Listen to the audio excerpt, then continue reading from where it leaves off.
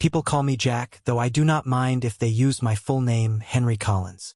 I have been married to Ella for 4 years, and while we have not started a family, it is mainly because we enjoy our freedom too much. Maybe our perspective will shift when we are well into our 30s, but for now, we are pretty set on our decision. Both of us grew up in humble circumstances, living just a few blocks apart. Oddly enough, we did not actually meet until we were both 18, at a college recruitment event. Ella excelled academically and eventually became an accountant and credit controller. I, on the other hand, struggled in school and never made it to graduation. Despite that, I am driven and have a knack for business. When I was 15, I got my start working as a cleaner in local stores and offices. By the time I was 18, I had a team of 30 employees and secured contracts with some big companies around town. At that same recruitment event, Ella was on the lookout for a job, and I happened to need more employees. When she came up to my table, she handed me her resume with a smirk and said, "I am not really interested in a cleaning job, but you might want my phone number." Before she made it to the next booth, I called her and asked her out for dinner the following evening. For years later, we exchanged vows. Thanks to that event, Ella got her first job in the purchasing department of an engineering company, starting right at the entry level. Over 8 years, she climbed her way up to head both the purchasing and credit control departments. Together, we enjoyed a comfortable lifestyle with 2 solid incomes and no children. Meanwhile, my business thrived, and after acquiring 2 competitors, it became the largest office and store cleaning company in the city. As it happens, the cleaning and security staff are usually the first to notice any odd events in an office, and their observations often become the talk of the workplace. About 4 months ago, while I was working at my desk, my secretary informed me that a man was waiting to see me at reception. She handed over his business card, which read, "Tom Richards, Private Detective." I asked her to bring him in. When Tom entered, I greeted him with a handshake and asked what brought him to my office. He sat down with a friendly smile and said, "Before we get into it, could I trouble you for a coffee? I've been running on empty all day." I completely understood the feeling. Most business owners seem to run on coffee. My secretary did not hesitate. She brought 2 mugs from the office coffee machine, and we had milk and sugar already set out.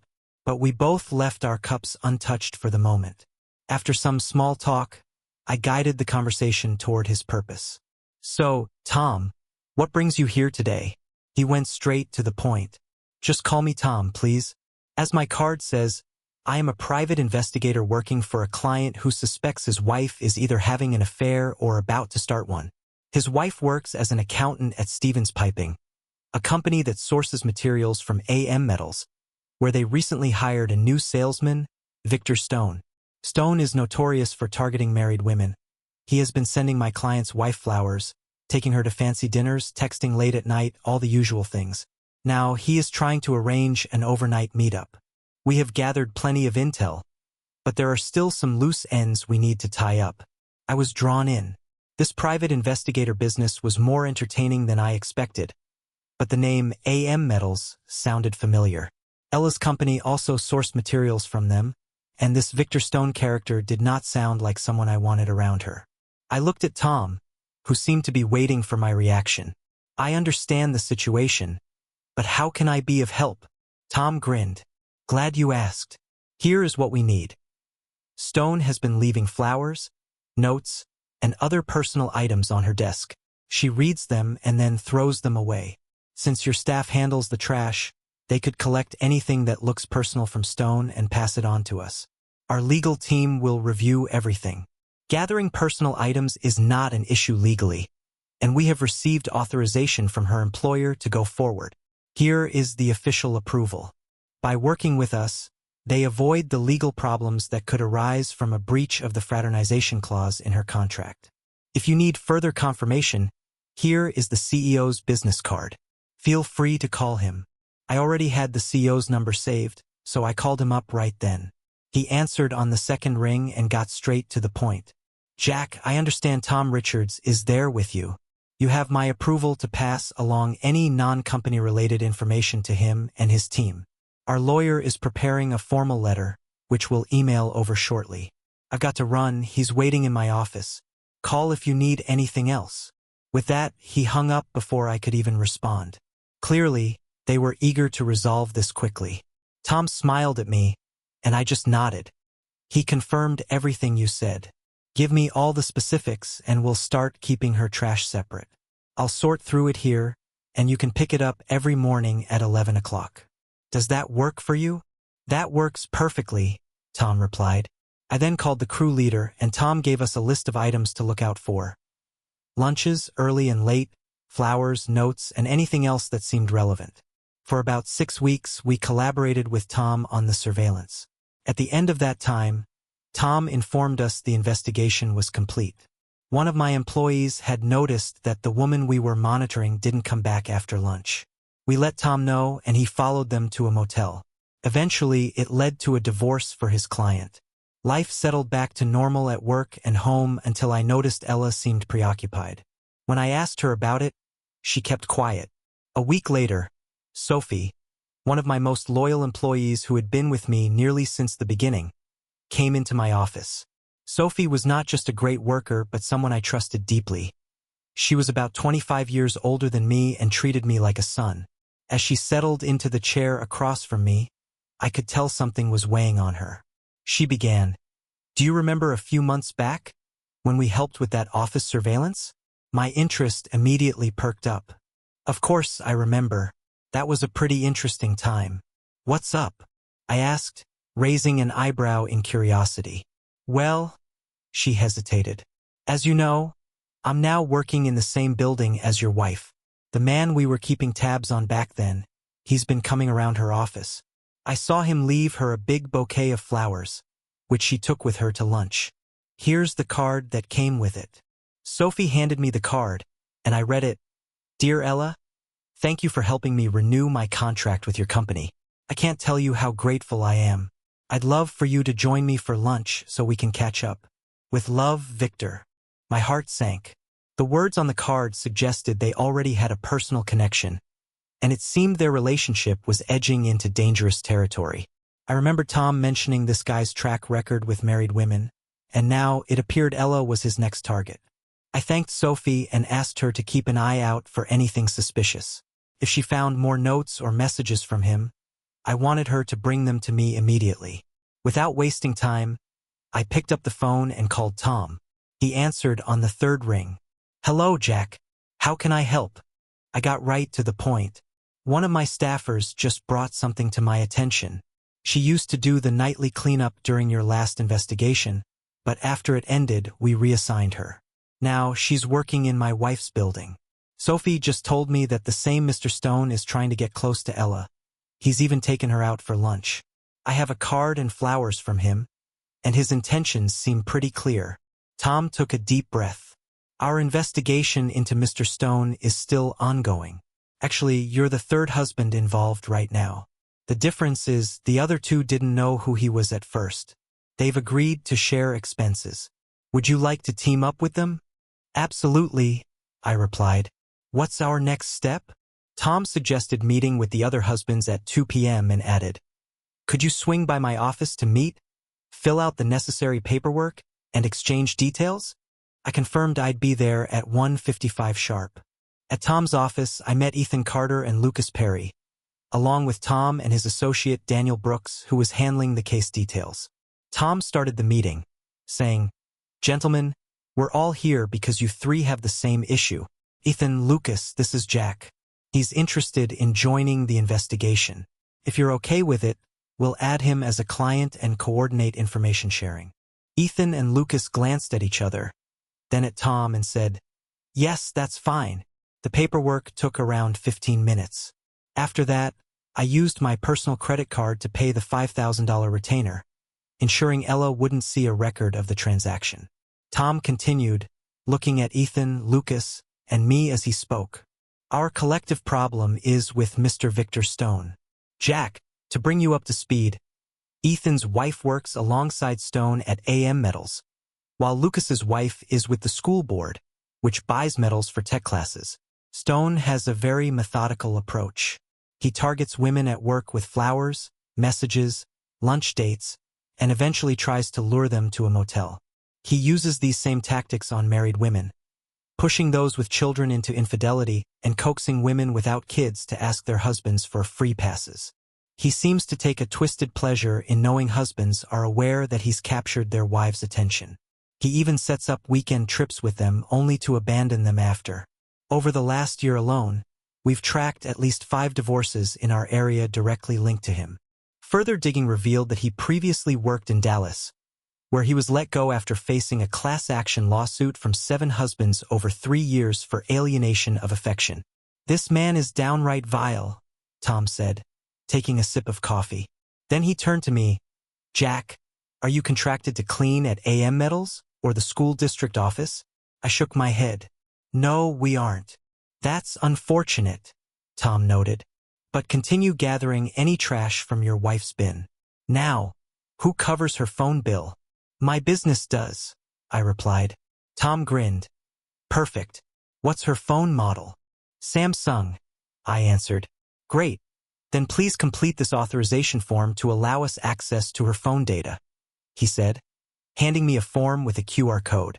"When you get a chance, scan this code on her phone.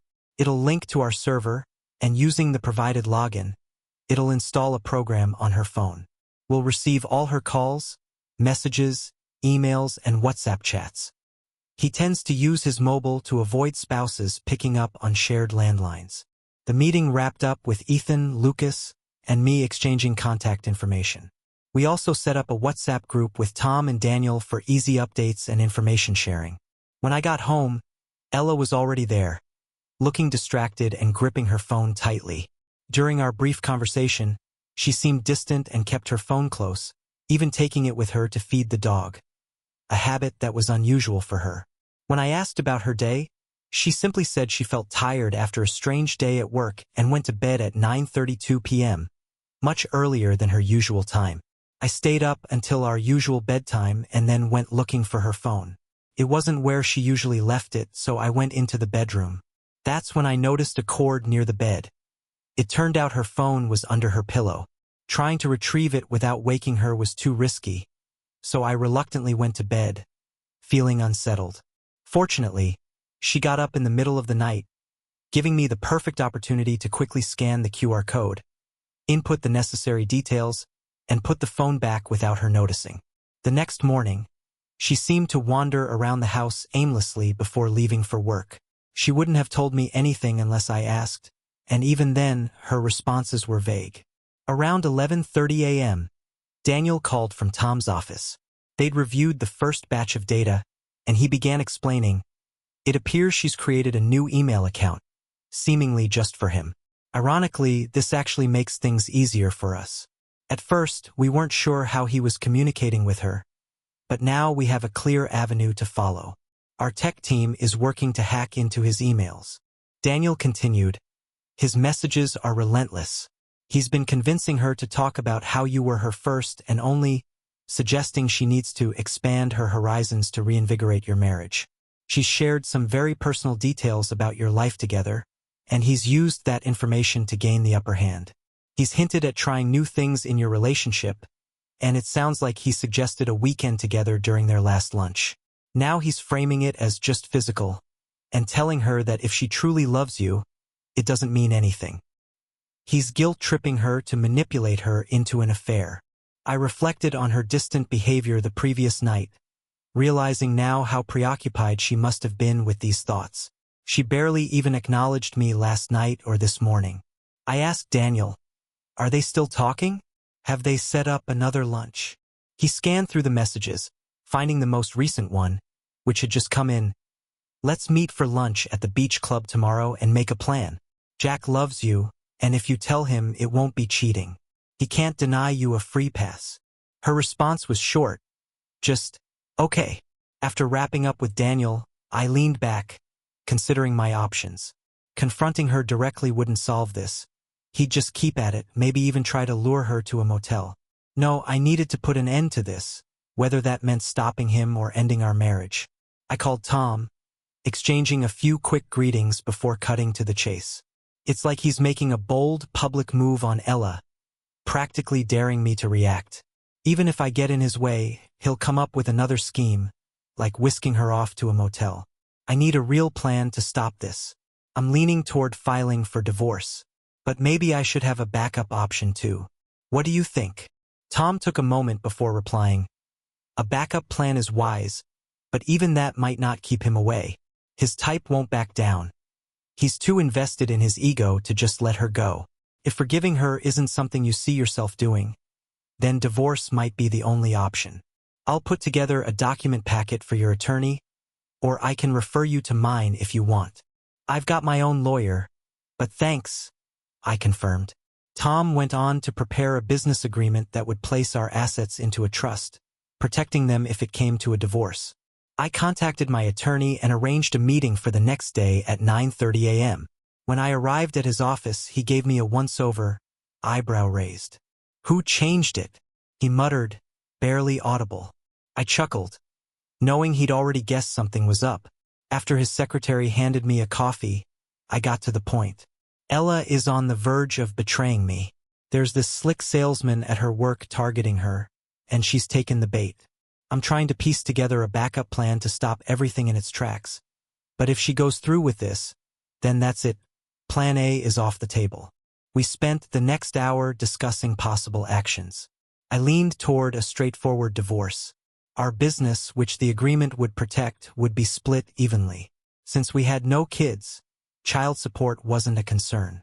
The house would go up for sale. I didn't want to pursue legal action against Stone or his company. Costly, with slim odds of success. We finalized everything with a handshake. I paid the fee and left, knowing he'd have all documents ready and stored for when the time came. Ella's mood was unpredictable that week. Some nights, she was affectionate. Other nights, she barely acknowledged me. On Friday afternoon, Sophie called to tell me Ella had received a large bouquet of flowers and a postcard. That was my tipping point. As I composed a message to the WhatsApp group, I saw Tom's post to Ethan, mentioning an invite to dinner at the Holiday Inn. We all knew the real motive behind it, but things were still unresolved. I messaged Ethan, urging him to join me and hoping he'd get what he needed from that night. I wanted a clear resolution for myself, but the stress was making me clumsy. I couldn't seem to hold on to anything. I updated the group, mentioning the flowers and the postcard message. Daniel responded immediately, "I'll check her email now." Nothing yet. 5 minutes later, my phone buzzed, and without ending the call, Daniel instructed me to check WhatsApp. Opening the app, I saw a document he'd sent. It was a confirmation for a hotel reservation at a lakeside spot about 30 miles out of town. The booking was for a double room for the coming Friday and Saturday, and the names listed were Stone and Ella.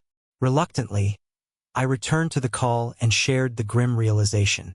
Daniel sighed, confirming, "Yeah, and it gets worse. The emails are something else." He described them as a cheater guide Ella had received, outlining what to say and do. He forwarded the email, and as it popped into my inbox, I saw the messages under the subject line "Weekend." It started about 2 weeks ago when he'd sent her a link to that same hotel, dropping hints about pampering her and suggesting a few indulgences. Each message built on the last, pressing her to share her thoughts and painting me as some obstacle to her happiness. In the final message, he included the reservation details and even scripted out what she should say and do to convince me.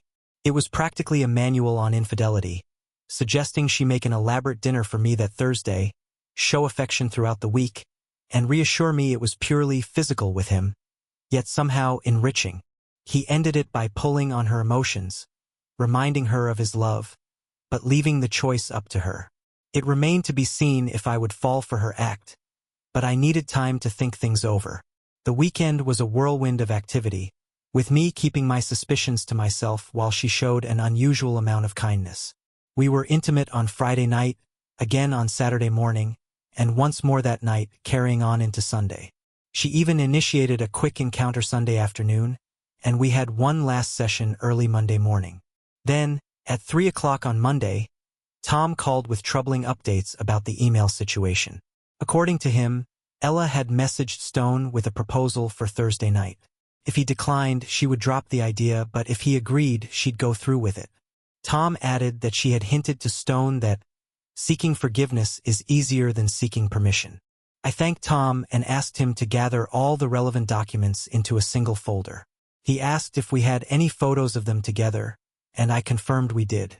I could hear him shuffling papers before he mentioned a photo of them kissing. Nothing passionate, but clear enough. I told him to include everything in the folder, placing that photo as the cover, and to forward the entire package to my attorney. He promised he'd get it done. Afterward, I called my lawyer, giving him a heads up about the documents he'd soon receive. We arranged to go over them at the hotel on Saturday morning, over breakfast. I told him, few things bring on heartburn like a divorce petition. That Monday night, Ella wanted to get close again, but I turned her down, claiming I had an important task to finish. I stayed in my office, working late into the night, and finally went to bed around 2 a.m., finding her already asleep. Despite the hour, I slept deeply and woke up at 6 o'clock, ready to tackle the day. Just before Ella could try making another move, a courier arrived with the anticipated folder. Sitting in my office, I read through it, catching hints of her seductive charm, a mix of unpredictability and effectiveness. Tom had even included accounts, without naming names, of 7 marriages he'd dismantled in the past 18 months. There was also a note from Ethan, describing a painful scene at the Holiday Inn involving his wife, Stone, and himself. Ethan's wife had stormed out in tears, and Tom had taken Ethan home. Now the couple was in counseling, hoping to save their marriage for the sake of their 3 young kids. For now, it seemed like a temporary reprieve, especially since Ethan's wife had resigned, leaving Stone jobless. Absorbed in the folder's contents, I looked up to find my secretary, Hunter, standing there with a concerned look. Caught in the moment, I ended up telling her everything. After hearing the whole story, she asked what I planned to do. For the first time in a while, I smiled, realizing she wasn't just my secretary. She was someone who genuinely cared. I also noticed something I hadn't fully seen before. She had a natural allure. She returned my smile warmly. I told her, get ready to file for divorce. If she goes off with him on Friday, I'll serve her the papers on Saturday at the hotel. No more second chances. I'd been trying to come up with a backup plan to stop her, but my mind was too fogged up to think clearly. Hunter, whom I formally addressed as Miss Hunter but who preferred I call her Hunter, grinned mischievously and said, "What's good for the goose is good for the gander." Then she added, "Why not plan your own weekend getaway with your dream girl?" I couldn't help but smile back, asking, "And who might that be?" Though I already had a feeling I knew the answer. She replied, "With me, of course. Your loyal secretary, here to help clear your mind. It'd be purely physical, separate from your marriage. Maybe send her a note just like the one she's planning for you." The idea was simple but effective, forcing Ella to confront her own betrayal. On Tuesday night, I was with Ella again, though without any real feeling. It was harder to pull off than I'd expected. Wednesday morning, neither of us was interested in a quick encounter, and that evening, there was a small release of tension between us, though nothing resolved. Thursday morning, as I was heading out, Ella woke up, yelling after me about dinner plans, but I ignored her. Around noon, Tom called to inform me that Ella had messaged Stone, boasting about preparing a grand dinner for me that night and promising to report back to him on how our conversation went. To preempt her, I went to the store and picked up ingredients for a roasted chicken dinner with potatoes, vegetables, and a bottle of her favorite white wine. By 2:30, I was home, and within a couple of hours, everything was cooking. Just as I was sliding the potatoes into the oven, Ella walked in, shopping bags in hand, looking confused. "What are you up to?" she asked, her brow furrowing. I gave her a broad grin. "Oh, just making a special dinner for my wonderful wife. I thought it'd be nice to do something memorable before we sit down and have a talk." Her expression was a mix of confusion and surprise. She replied, "Well, I was planning to cook for us too, but actually, I have something important to discuss with you after dinner. Looks like it'll be a long night." "Of course," I said smoothly, turning away to hide a smirk. Dinner was tense, but I kept the conversation light, guiding it away from anything too personal. I wanted her to enjoy the meal, keeping her guard down, before I shared my own news. Once we'd finished eating, I decided it was time. "Why don't you bring your wine to the kitchen?" I suggested. "We can talk there." She followed me, not noticing the folder I'd strategically placed under a couple of magazines on the kitchen table. As she settled in, I moved the magazines aside, revealing only a printed letter I had prepared. "Ella, you know I care for you deeply and would never want to hurt you," I began calmly. "But we married young, and I've come to realize that I lack experience. Lately, I've been talking with my new secretary, Miss Hunter, or Hunter, as she likes to be called, and I can't help but find her stories fascinating. I could listen to her for hours. I need to clear her from my mind, so I can be truly committed to spending my life with you."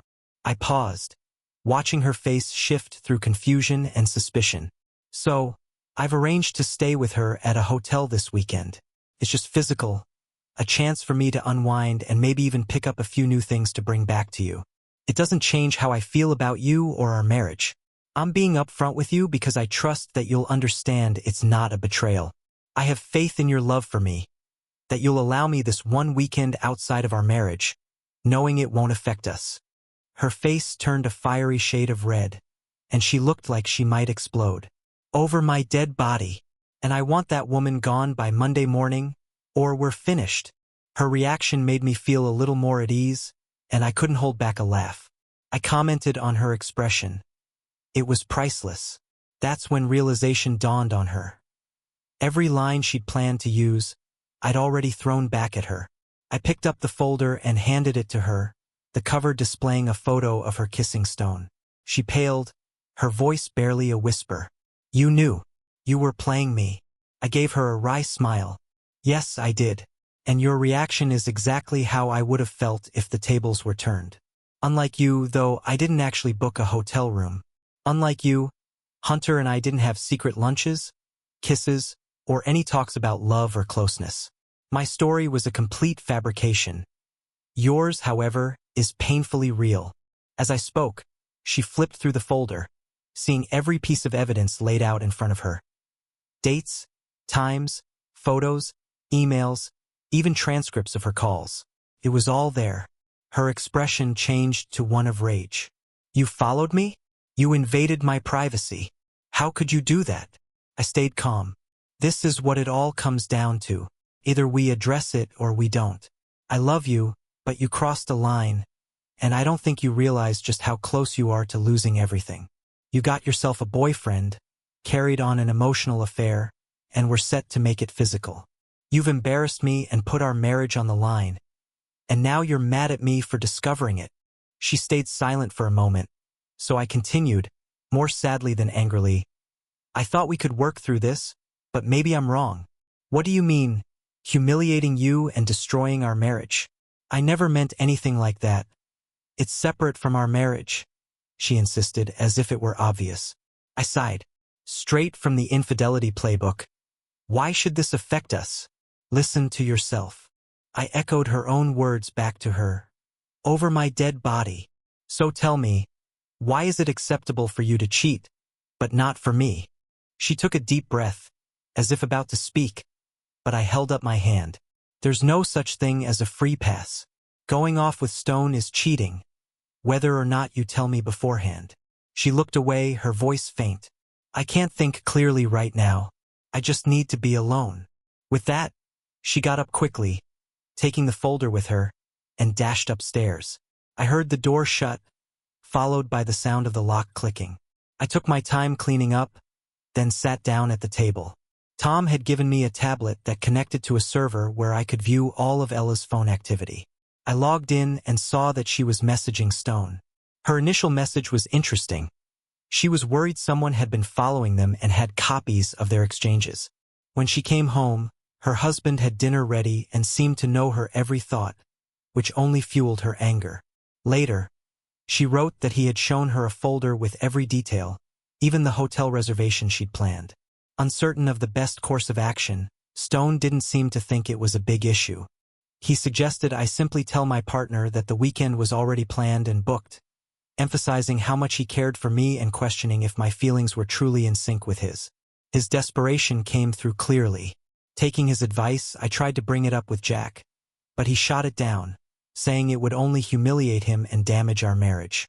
He insisted that even asking for his blessing would be considered cheating. Torn, I couldn't bring myself to go through with it, despite the temptation. I couldn't risk my future with Jack. Stone's disappointment was evident, and it dawned on me how much time, effort, and resources he had invested. Determined to push things forward, he proposed a bold plan. He asked if I thought my husband would ever actually leave me. I scoffed and said no, doubting Jack would find someone like me easily. Stone then suggested I pack an overnight bag and bring it to work, just to see if it would provoke a reaction.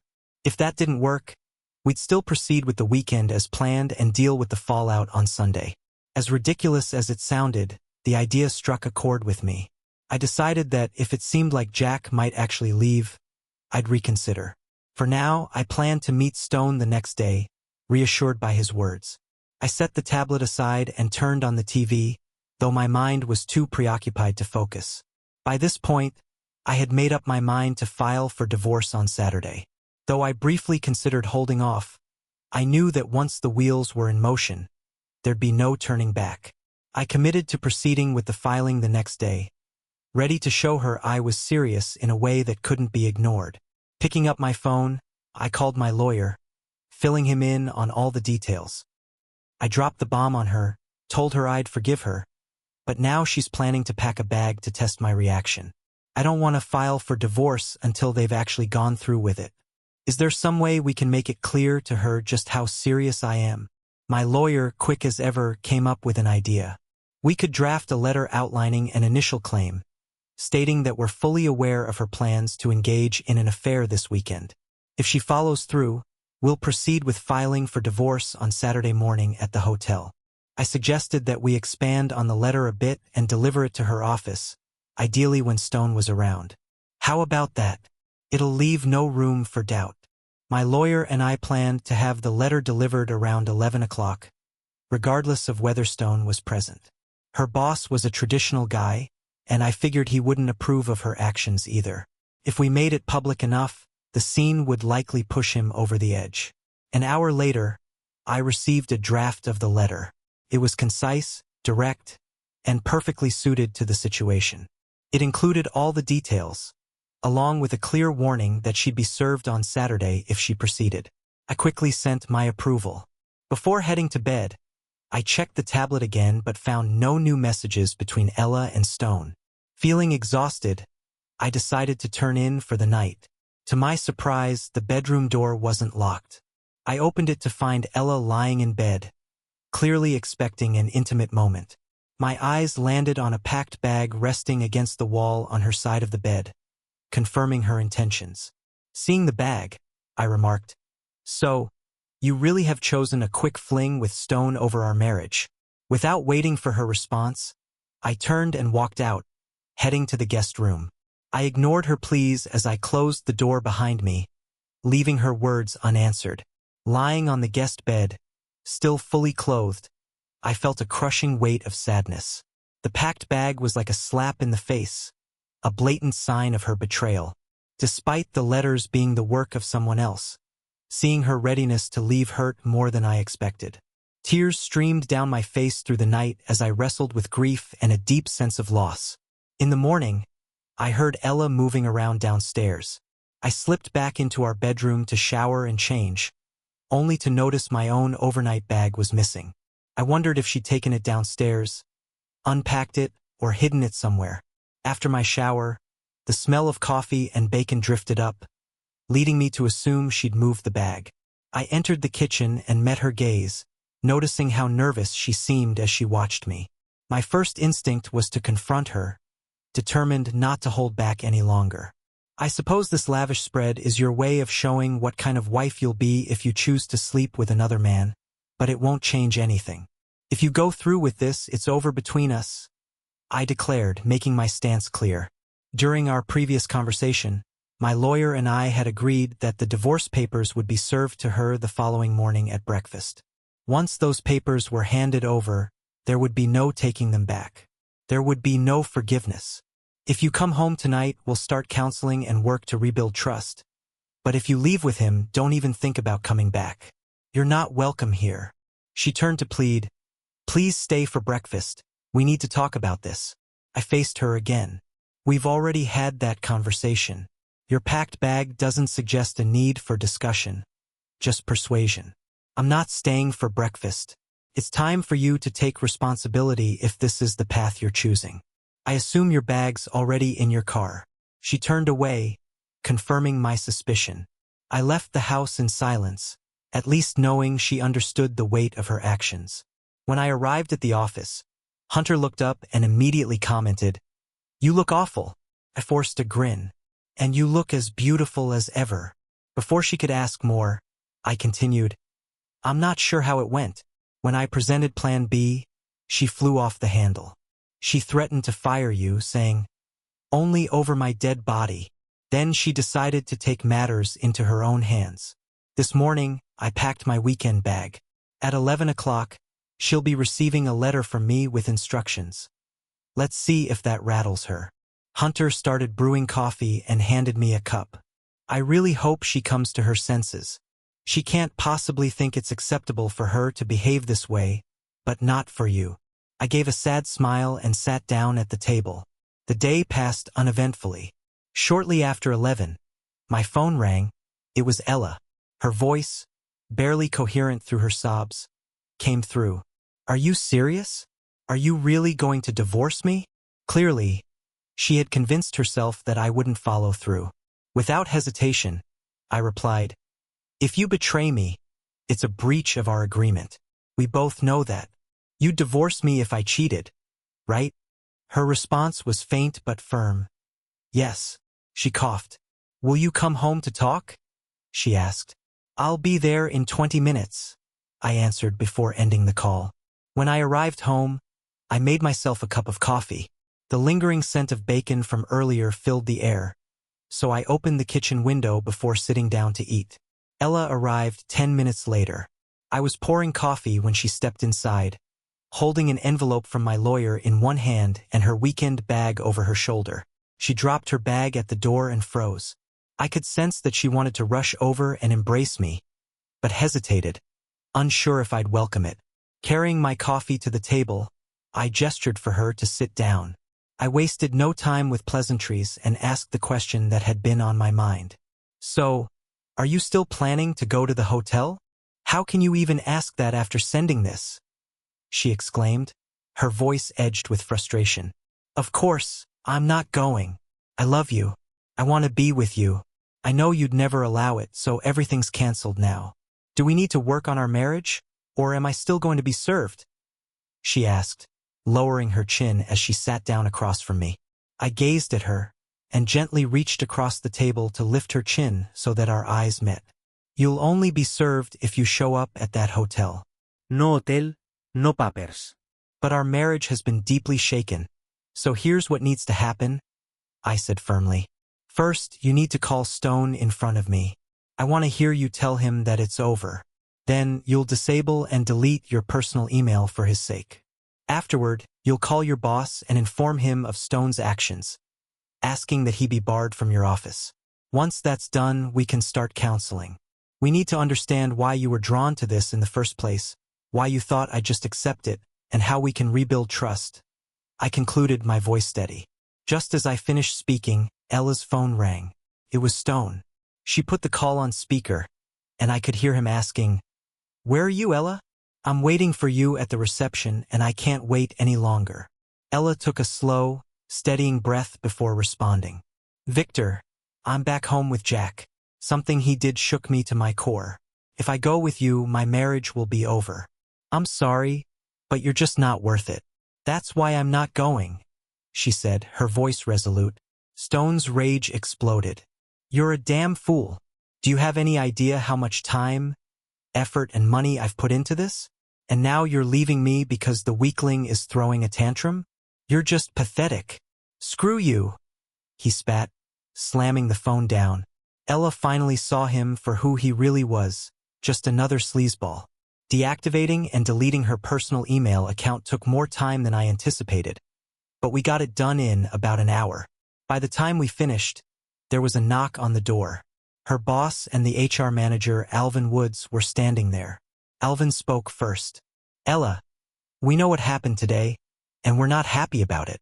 That said, we're here to give you a chance to keep your job. Now, tell me what went down." Ella dabbed at her eyes with a tissue before speaking. "About 3 months ago, we got a new account manager from AM Metals, Victor Stone. I used to handle the account, but he started coming by my desk every day. At first, I didn't think much of it, but then he started complimenting my clothes, my smile, even my hair. Gradually, he moved on to comments about my body, my figure. I fell for it, started dressing more provocatively. He sent gifts, flowers, chocolates, and invited me to dinner. I foolishly accepted. During dinner, he started asking personal questions about my life, my husband, and eventually my love life. He kept putting Jack down, saying he didn't deserve me. It was a slow, subtle process, wearing me down. Then he suggested a weekend getaway. Luckily, Jack found out. He gave me a letter, told me he was divorcing me, and that snapped me out of it. I told Victor the First wasn't going, that Jack and I were working things out. And now I'm going to report everything. That's why I'm glad you're here." Woods glanced at the CEO, who nodded in approval, before addressing Ella. "We appreciate your honesty, Ella. It was a serious mistake, and you're lucky to keep your job. We've had some quality issues with AM Metals products, so we'll be pulling their account. Stone's also going to be permanently removed from the office. No further action will be taken against you. But if something like this happens again, you'll be fired. Is that understood?" Ella nodded, her voice quiet but clear. "Yes." With that, they left. After they were gone, Ella and I had lunch together. We spent the rest of the afternoon searching for a consultant. It didn't take long to find one, and we were able to schedule an appointment for the next day, a Saturday. The time was set. We exchanged glances, and after a long moment, I stood up, took her hand, and led her to the bedroom. We made love. Later, we fell asleep, and I drifted off with my head resting on her chest. I woke up around 5 a.m., and we shared another tender moment.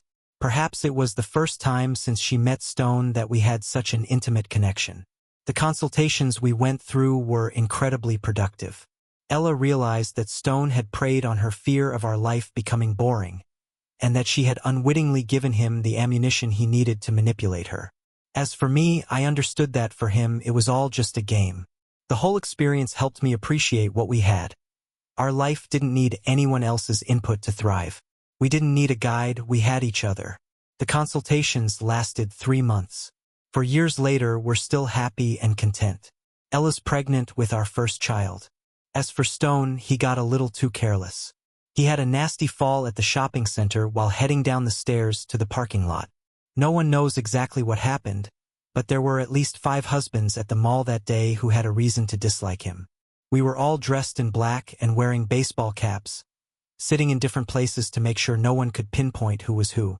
Despite the police's attempts to separate us, no one said a word. I'm convinced one of us was responsible. I swear it.